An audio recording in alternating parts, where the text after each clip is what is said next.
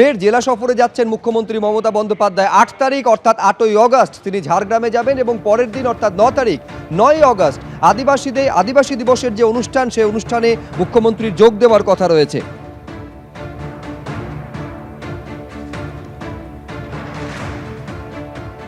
পর্ণশ্রীর ঘটনা, যেখানে যারা সরকারি কাজে গিয়েছেন, একজন সরকারি পুরসভার যিনি অ্যাসিস্ট্যান্ট ডিরেক্টর হকার উচ্ছেদের জন্য, এবং তাকে হেনস্থার অভিযোগ উঠল তৃণমূল কর্মীর বিরুদ্ধে। এই ঘটনা ঘটেছে পর্ণশ্রীতে, যেখানে তৃণমূল কর্মীর বিরুদ্ধে অভিযোগ উঠেছে হকার উচ্ছেদে যাওয়া পুরসভার অ্যাসিস্ট্যান্ট ডিরেক্টরকে ধাক্কা দেওয়ার, ভাঙলো পুরো আধিকারিকের চশমার কাঁচ। তৃণমূল কর্মী অভিজিৎ মৈত্র ওরফে পিকলুর বিরুদ্ধে থানায় অভিযোগ দায়ের। রাতেই গ্রেফতার তৃণমূল কর্মী অভিজিৎ মৈত্র ওরফে পিকলু। কর্তব্যরত সরকারি কর্মীকে মারধর, কাজে বাধা দেওয়া সহ একাধিক ধারায় মামলা রুজু করা হয়েছে।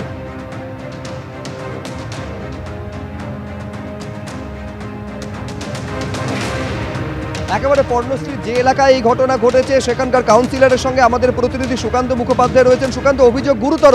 একজন অ্যাসিস্ট্যান্ট ডিরেক্টর পুরসভার, তিনি সরকারি কাজে যাচ্ছেন, হকার উচ্ছেদে সেখানে গিয়ে বাধার মুখে পড়তে হচ্ছে। শুধু নয়, কার্যত হেনস্থার শিকার হতে হচ্ছে। অভিযোগ উঠছে তৃণমূলের বিরুদ্ধে।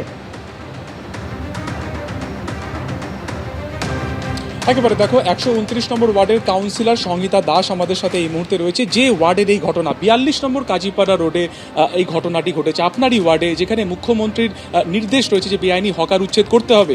যে কাজ করতে আইনিভাবে কেএমসির আধিকারিকেরা গেলেন, তাকে মারধর করলো টিএমসির কর্মী।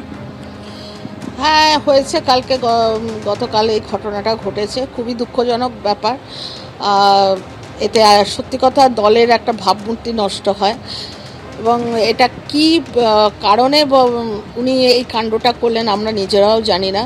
আমরা সবথেকে দুঃখজনক ব্যাপার যে ভদ্রলোক, আমাদের পুরো টিমটা গেছিল, তারা কাগজপত্র সঙ্গে নিয়ে অন ডিউটি তখন তারা গেছে কাজটা করতে, সেটা ওনারা কোনো কথা শুনলো না। হঠাৎ করে রিক্সা থেকে নেমে উনি মানে অকথ্যভাবে ভদ্রলোকে মারধর, চড় থাপ্পড় এইসব মেরেছে।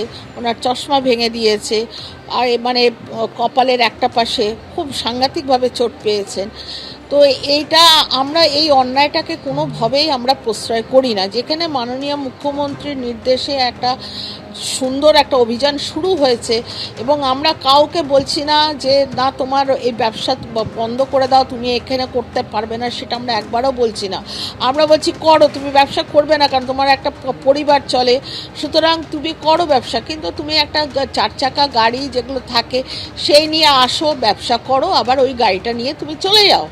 আমরা তো বাধা দিচ্ছি না সেখানে, কিন্তু ওইভাবে পার্মানেন্টলি সে বলছে 40 বছরের পুরনো আমরা এখানে দোকান, আমার এই ঘুমটি আমার এত বছর ধরে চলে। কিন্তু এটা জেনে না, আমি 2 দিন হলো আমি এই ব্যাপারটাও জেনেছি যে হয়তো হাইকোর্টে কোনো বিচারপতি এরকম একটা দিয়ে দিয়েছে যে 100 বছর ধরেও তুমি যদি ওখানে ব্যবসা করো সেটা তোমার মালিকানা হয়ে যায় না। সুতরাং সেক্ষেত্রে এইটা একদমই নিয়মের বাইরে। তো আমরা যখন এই ঘটনাটা ঘটেছে, আমরা সঙ্গে সঙ্গে ওনাকে হাসপাতালে পাঠিয়েছি, হাসপাতাল থেকে তারপরে থানায় পাঠানো হয়েছে, থানায় এফআইআর করা হয়েছে ওনার বিরুদ্ধে। এবার আইনের মতো ব্যবস্থা নেবে। উনি তৃণমূল কর্মী হতে পারে, কিন্তু আমরা অন্যায়ের সঙ্গে আপোষ করি না। রত্না চট্টোপাধ্যায় তিনি নিজে আদালতে গেছেন, যদিও সরকারিভাবে তিনি ক্যামেরাতে এই ব্যাপারে কিছু বলেননি। তিনি গেছেন একজন অ্যাকিউজড, তাকে তিনি যখন আদালতে রয়েছেন সেই সময় কি বলবেন?